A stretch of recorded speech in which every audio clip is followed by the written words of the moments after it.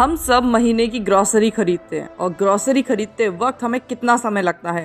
तेल कौन सा लेना है, बजाज का या आंवला का? साबुन कौन सा लेना है, गोदरेज का या लक्स का?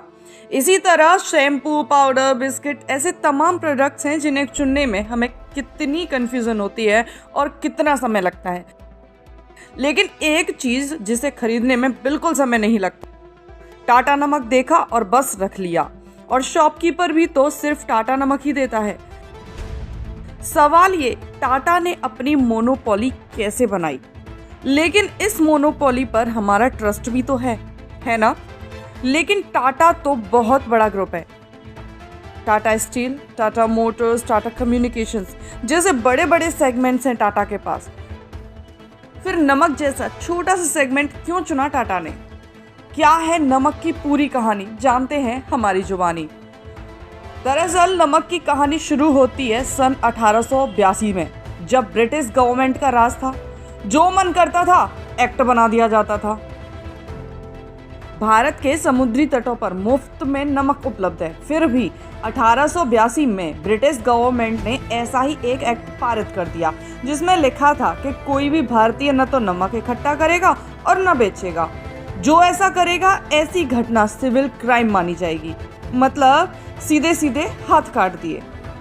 बात आती है 2 मार्च 1930 की, तो गांधी जी ने ब्रिटिश गवर्नमेंट को कोरे कागज पर लिख के दे दिया, आने वाले 10 दिनों में हम आपका कानून तोड़ेंगे।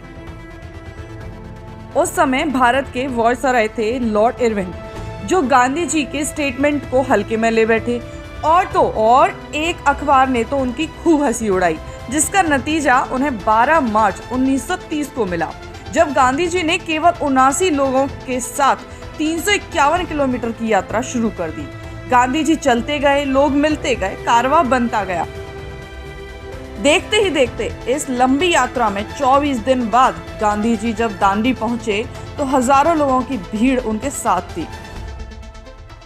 फिर क्या, पहुंच गए गांधी जी दांडी गांव, बोल दिया लो उठा लिया नमक, तोड़ दिया तुम्हारा कानून।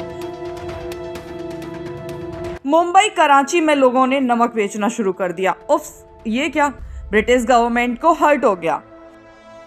80,000 करीब आदमी जेल में डाल दिए गए। अब क्या, बाकी जनता के लिए तो जेलों में जगह ही नहीं रही।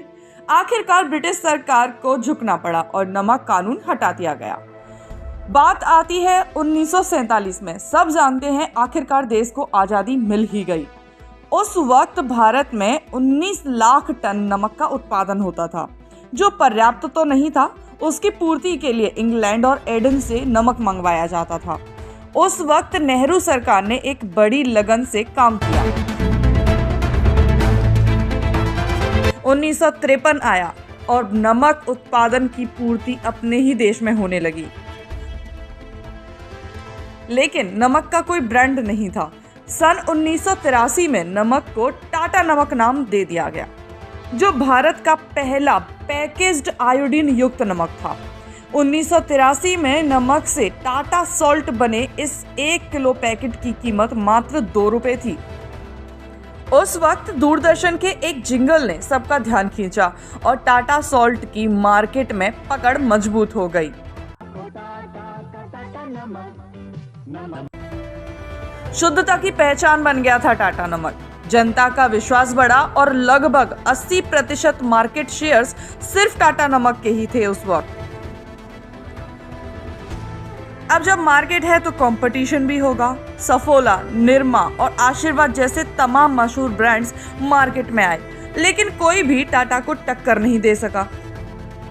और देश भर में एक ही ब्रांड रह गया नमक का, वो था टाटा सॉल्ट, देश का नमक। उस वक्त मार्केट में टाटा का कोई कॉम्पिटिटर नहीं था। फिर भी टाटा ने खुद में सुधार किए और टाटा ने ढेर सारे वेरिएंट्स उतार दिए मार्केट में। ब्लड प्रेशर कंट्रोल के लिए टाटा सॉल्ट लाइट, अनीमिया ठीक करना है मतलब आयरन के लिए टाटा सॉल्ट प्लस, सोडियम कम करना है तो Tata salt super light, regular purpose के लिए आया टाटा सॉल्ट इम्यूनो। एक और खास बात है टाटा में, टाटा के एड्स देश के कल्चर और देश का गौरव बढ़ाने वाले होते हैं। वीडियो कैसी लगी कमेंट बॉक्स में जरूर साझा करें। चैनल को सब्सक्राइब करके नोटिफिकेशन ऑन करना बिल्कुल ना भूलें। मिलते हैं नई अपडेट और नई न्यूज़ के साथ हिंदी न्यूज़ 24 पर।